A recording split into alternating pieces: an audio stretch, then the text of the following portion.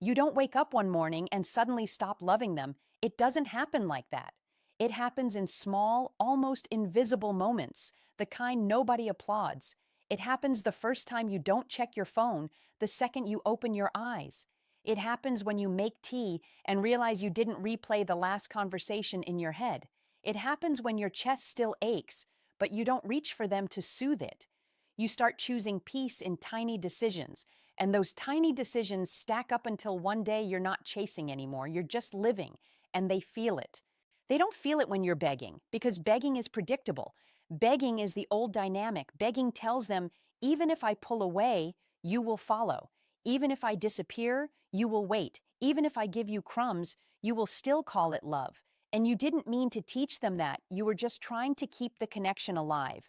You were trying to be patient, compassionate, understanding. You told yourself their distance was fear, their silence was overwhelm, their inconsistency was a wound. You became a translator for behavior that should have been confronted, and you carried the relationship like a heavy bag you kept pretending didn't hurt your shoulder. But the moment you start moving on, the power shifts in a way an avoidant can't ignore. Because avoidance can be calm when you are emotionally available on demand. Your constant presence becomes their safety net. Your forgiveness becomes their cushion. Your hope becomes the reason they don't have to change. They can keep the door half open, come close when they're lonely, pull away when it's intense, and still feel secure knowing you'll be there, waiting, ready to restart the story every time they return. Then you stop, not with rage, not with a dramatic goodbye, not with a long paragraph trying to make them understand. You stop with dignity.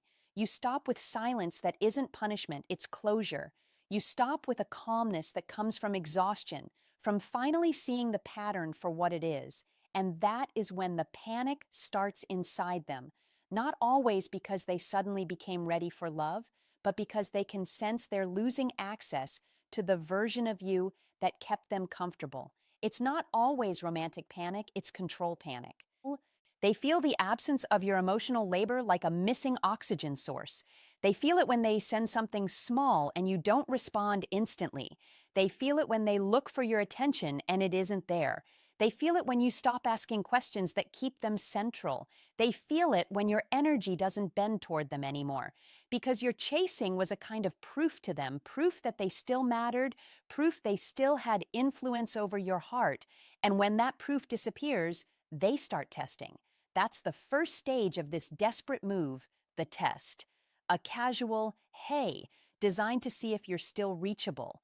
A meme, designed to reopen familiarity without addressing the damage. A reaction to your story, designed to remind you they exist. A late-night message, designed to catch you in your softer hours. Not always malicious, but strategic in the way wounded people can be, trying to regain safety without stepping into accountability. And the hardest part is what it does to you, because it lights up the part of your heart that has been starving. It makes you think, see, I mattered. It makes you think this is the sign. It makes you think maybe it's finally different. It pulls you back toward hope because hope is your habit. Hope is what kept you alive in the uncertainty. But I need you to understand what's really happening in that moment. When an avoidant sees you moving on, they often feel two things at once, desire and fear. Desire because you are slipping out of reach, and desire loves what it can't fully hold. Fear because losing you means losing comfort, losing validation, losing a familiar place to return when the world feels empty. And those two feelings can look like love. But love has one ingredient panic doesn't have: responsibility. So the desperate move doesn't usually arrive as responsibility. It arrives as a doorway back into the old cycle. They might suddenly become warm, almost tender. They might bring up memories, because memories bypass your boundaries. They might say something vulnerable, because vulnerability can make you forget the pattern.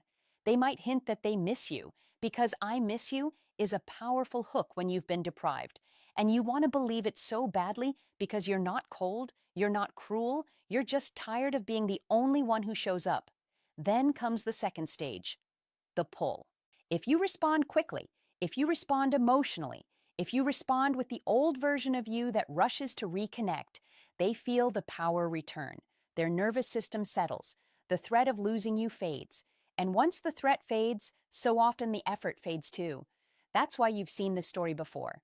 They come close, you soften, the door opens, and then slowly the distance returns because they got what they needed: reassurance, access, comfort, without having to change the behavior that broke you. And that's the moment your heart cracks in a different way because you don't just feel rejected, you feel fooled by your own hope. But when you are truly moving on, you don't respond the same way. You don't punish them. You don't beg them. You don't chase clarity out of them. You simply hold the line. You let their message sit. You breathe through the urge to rush. You remember what it cost you to chase. You remember the nights you slept with anxiety in your chest, the mornings you woke up to silence, the way you tried to explain your pain gently so they wouldn't run, the way you made your needs smaller so they would stay. And then you recognize the truth: if they want you back, it can't be through the same door. Because the old door was your availability without standards. The old door was your forgiveness without repair. The old door was your love offered in exchange for crumbs, and you're not that person anymore. So the real power in this keynote is understanding the panic without being controlled by it. Understanding that their desperate move is not always proof of growth. Sometimes it's proof you're finally leaving. Sometimes it's proof your silence is working, not as a tactic, but as a boundary. Sometimes it's proof your energy has shifted and they can't feed off the old dynamic anymore. And if there is real love under their fear, it will show itself in the only way that matters: not in a hey, not in nostalgia, not in late night sweetness, but in accountability, consistency, and clear effort that doesn't vanish once they feel safe again. Because the moment you truly move on, the universe starts testing whether you'll return to what broke you just because it calls your name softly. And if you can hold your peace in that moment, if you can let their desperation pass without handing them your heart again, you will feel something stronger than hope. You will feel self-respect settling into your bones. And that is the beginning of a life where love does not require you to chase. You can feel it before you can explain it. It's like the air changes, like something shifts in the emotional atmosphere the moment they realize you're not circling them anymore. You're not watching their activity. You're not sending the "are you okay" message that always reopened the door. You're not trying to decode their silence like it's a puzzle you have to solve to earn love. You are simply living, and for the first time in a long time, your energy is not leaning toward them. And that's when the avoidant makes the move that looks like love, but is often something else entirely: a sudden return that tests whether they still have access to your heart. Because here's what most people don't understand: avoidants don't only fear losing you, they fear losing control of the dynamic.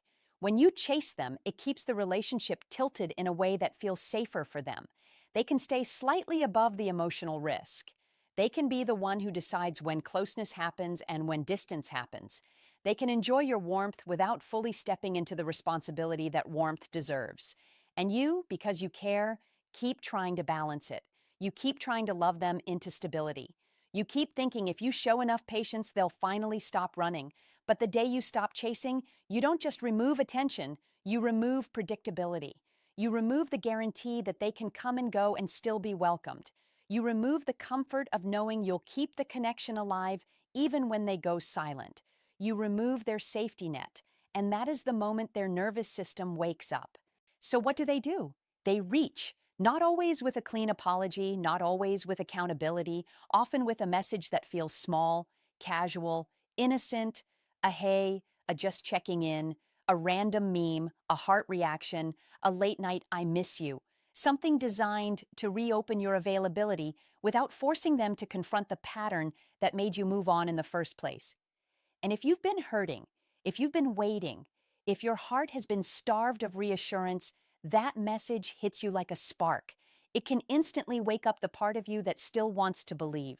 You start thinking, maybe they realized, maybe they changed, maybe this is the moment I've been waiting for. Your heart starts leaning forward again because that's what your heart does. It hopes. But here's the second keynote you must understand: their return can be a test, not a commitment. A test is not about building a new relationship, it's about checking whether the old relationship still exists. The relationship where you chase, the relationship where you forgive quickly, the relationship where your pain is smoothed over so they don't have to face discomfort. The relationship where they can disappear and reappear and still be received like nothing happened. A test is an attempt to restore the old dynamic with the smallest possible effort. And tests can look emotional, tests can look soft, tests can look like longing, but what makes it a test is what's missing: emotional responsibility. Because if they truly want you back, if they truly want something real, they don't just reach for your attention, they address the reason you withdrew. They don't pretend nothing happened. They don't act casual like you never cried. They don't slide back in with humor and nostalgia and expect your heart to reset itself. They show clarity. They show ownership. They show change. So the real difference between a test and a commitment is this. A test asks for access. A commitment offers safety. A test makes you feel uncertain again, even while it feels exciting. A commitment makes you feel calmer, even while it feels serious. A test makes you feel like you have to respond perfectly to keep them. A commitment makes you feel like you can breathe and still be chosen. And I want you to feel how emotional this is, because you have probably been trained to chase not because you're weak, but because you were trying to restore closeness. You were trying to stop the ache. You were trying to stop the uncertainty. You were trying to keep love alive with the only tool you had: effort. And effort can feel noble until you realize you've been doing it alone. So when they return with this desperate move, it triggers your old reflex: respond fast, be warm, be forgiving, prove you're still here, because if you don't, you might lose them. But that reflex is the same reflex that kept you trapped. That reflex is how you were conditioned. It's the addiction to relief, the relief you feel when they text, the relief you feel when they come close, the relief that makes you forget the pattern for a moment. And that's why this moment is a crossroads.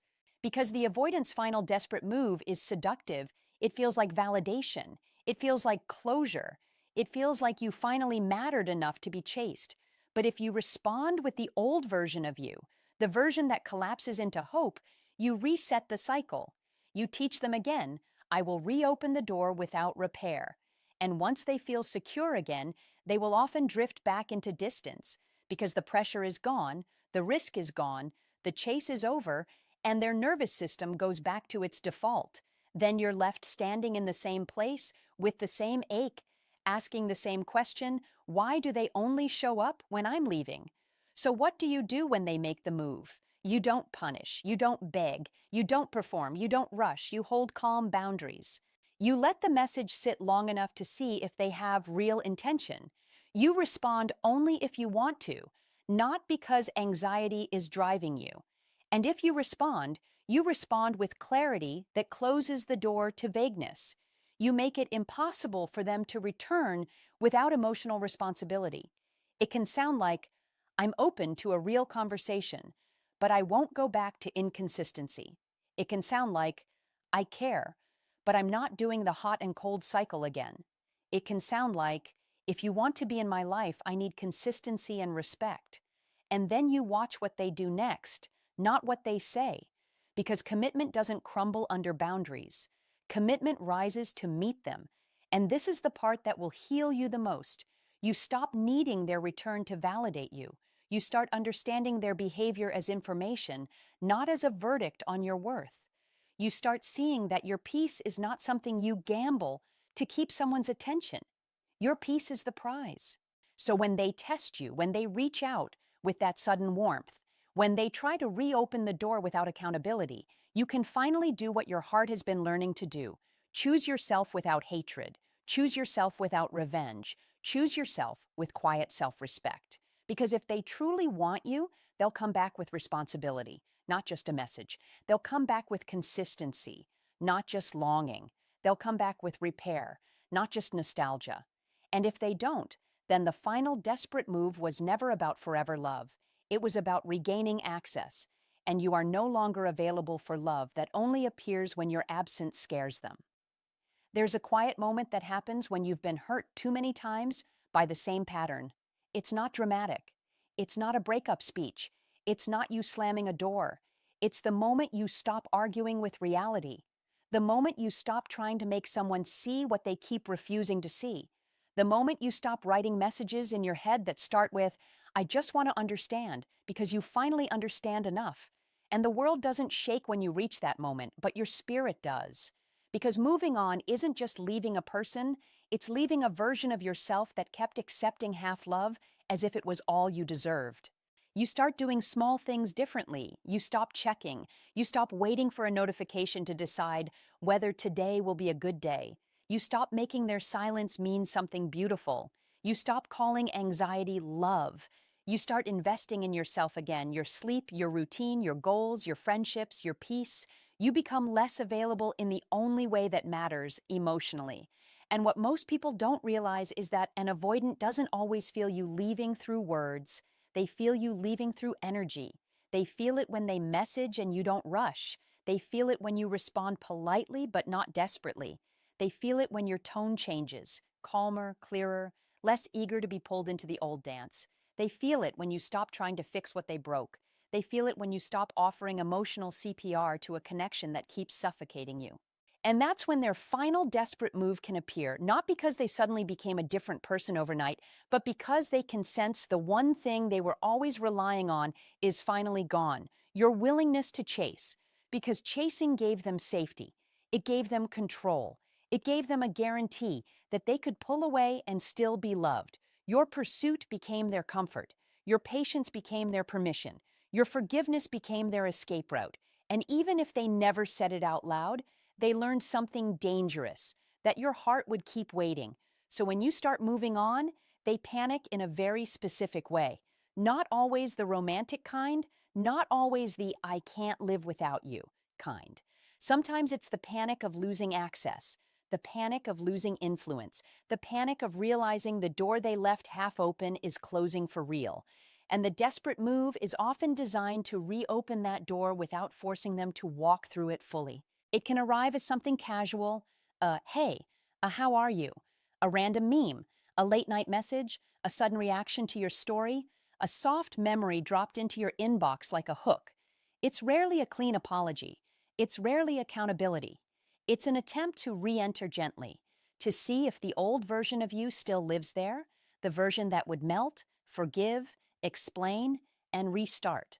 Because the old version of you was predictable, and predictability is what made the dynamic work for them.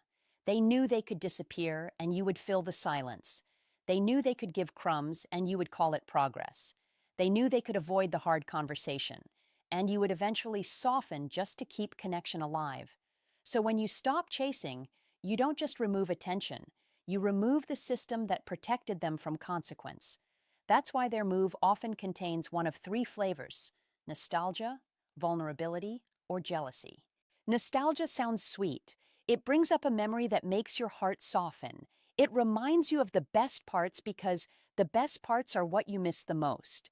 And your mind starts doing what it always does. It starts rewriting history. It starts forgetting the nights you cried, forgetting the anxiety, forgetting the confusion. Nostalgia is powerful because it speaks to your hope, not your wisdom. Vulnerability sounds real. They confess something. They admit they've been struggling. They say they've been thinking. They sound like the person you always wished they would be.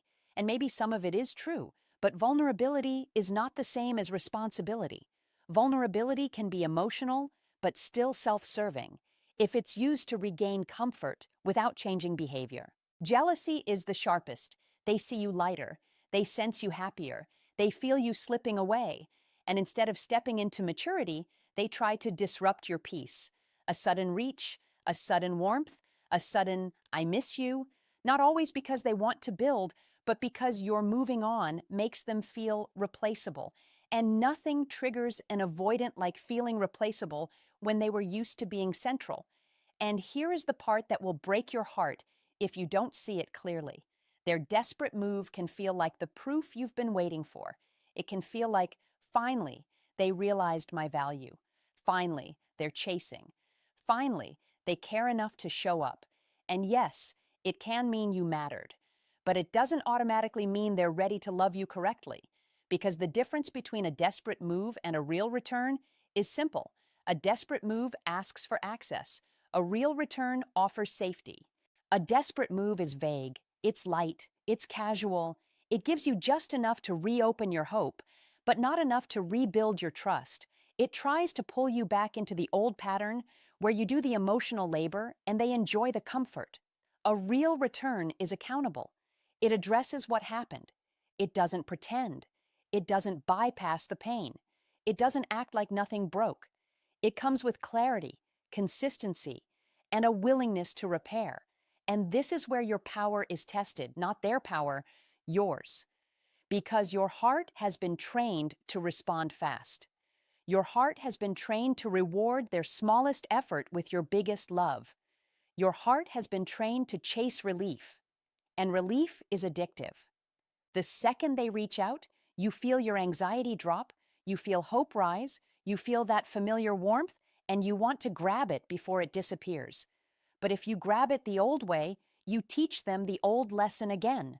So your power is calm boundaries, not coldness, not games, not punishment. Calm boundaries are you refusing to return to uncertainty. Calm boundaries are you refusing to restart without repair. Calm boundaries are you letting them feel the consequence of your absence long enough to see whether they come back with responsibility or just with a hook. And if you choose to respond, you respond like the you who values peace. You respond with clarity that closes the door to vagueness. You don't write a paragraph. You don't pour your heart out. You don't explain your worth. You simply state your standard. I'm open to a real conversation, but I'm not doing inconsistency again.